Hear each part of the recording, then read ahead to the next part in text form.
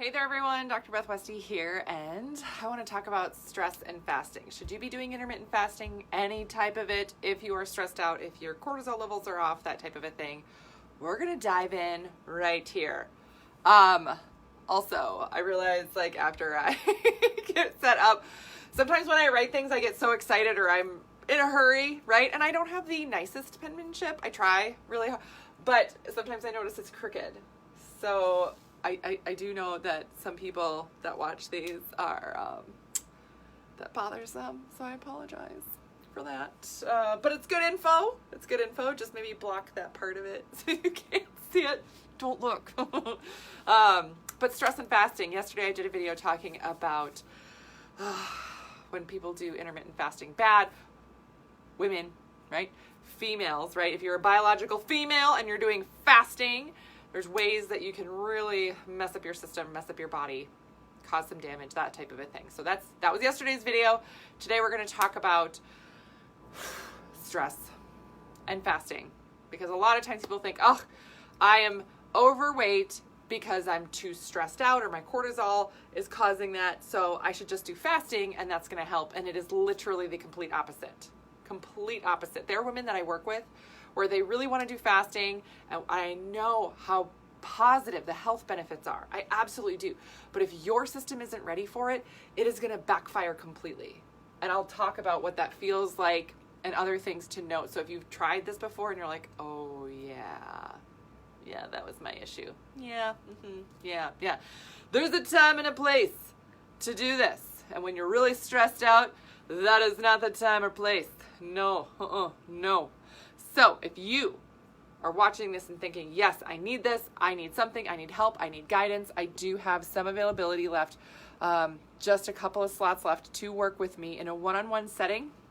So you can click the link right here in the comments and learn more about, getting something custom created for you, protocols, getting hormone testing, getting a meal guide, grocery list exercises, all that stuff really designed for your system to move you as quickly as possible from the place that you're stuck forward. Yes. So, stress and fasting. Now, here's the tough thing, and I've gone over this. I feel like it's only Tuesday today, right? It's only Tuesday. I feel like I've talked about this all day for the past week. That's not accurate because it's only Tuesday. But high cortisol, low cortisol. Cortisol is the stress hormone. So when your body's under stress, it releases cortisol, right? That's what most people are familiar with. Also know that you should have a minimum amount of cortisol in your system. Like it's like the three bears, right? Not too much, not too little, just right. That's what you want in your system, because there's a certain amount of it that you need to wake you up in the morning, to have you feel bing, alert, all this stuff. I just went over a test today with a gal who, it's so funny. Actually, two different tests. It was funny. They were back to back. One of them, her levels were so high, I was like, when you wake up, it's like you're having an anxiety attack. That's ruining everything all day for you. Literally, the next test I went over, her levels when she woke up were so below range. I was like, you're waking up on an empty battery and then having to respond from there. Both of those, the high and the low, right, on those cortisol levels, ruin things for the rest of the day, ruins your metabolism, depletes your system, has all these negative effects. So if you're thinking, wow, my cortisol's low, that's good, right? Not necessarily. You should have a certain amount, right? It's the three bears. You want it just right in the middle. Gosh. So let's talk about high cortisol. Having high cortisol in your system, your adrenals have worked overtime. There's a ton of cortisol being produced, and essentially it's just being overworked. Big time. Essentially, both of these things are exhausting, they're fatiguing, and lead to weight gain, weight loss resistance, sugar cravings, tons of other stuff in your system, mess up your other hormones, mess up your cycle.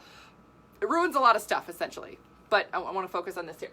But having that high cortisol, right, what that does when you start fasting, because you're thinking, gosh, I got to reset my body. I really got to do something. Fasting. This is intense. This is going to do it. Here we go. Yes. And so you do some fasting, and without it being supported in your system, without your body being ready for it, what it does is it increases stress, which makes your system work harder, which is going to deplete your body more. What? Yeah. Whose idea is this? Why is this fun? No, it's not fun. It's not fun because then your system burns through vitamins super quick. When your cortisol levels are really high, it takes more energy to go through things. So a lot of women I see are depleted in B vitamins. They're like, oh, I'm taking a vitamin. Yeah, I know, it's not enough. Because your system's burning through it so dang fast because these levels are so high. And adding fasting to it adds more stress. You're putting gasoline on a fire that you're trying to put out. That's going to lead to exhaustion, depletion, other things like that, that your system is not actually going to lose weight. So what this feels like is you will go through, do a fasting day. You might feel okay on the day. And the next day you might be like, okay, that was okay. I don't know, I'm feeling a little tired or something's off in my system. I don't know. But you don't lose a single pound. You might even gain weight from it. What? Everybody else loses weight when they do this. They do a fasting day and the next day they lose like 4 pounds. My husband did a fasting day and then he went in the bathroom for 15 minutes and now he's 6 pounds lighter. What? Yeah, because he's a dude. That works for them. When you're looking at this, oh my gosh, no. If you have high cortisol stress responses, your system can make it through the fasting day, but it will not have any weight loss. Maybe you'll feel like, oh yeah, I feel like less inflammation or something. Okay, but you're not gonna have weight loss. You're not gonna see any of the results from it.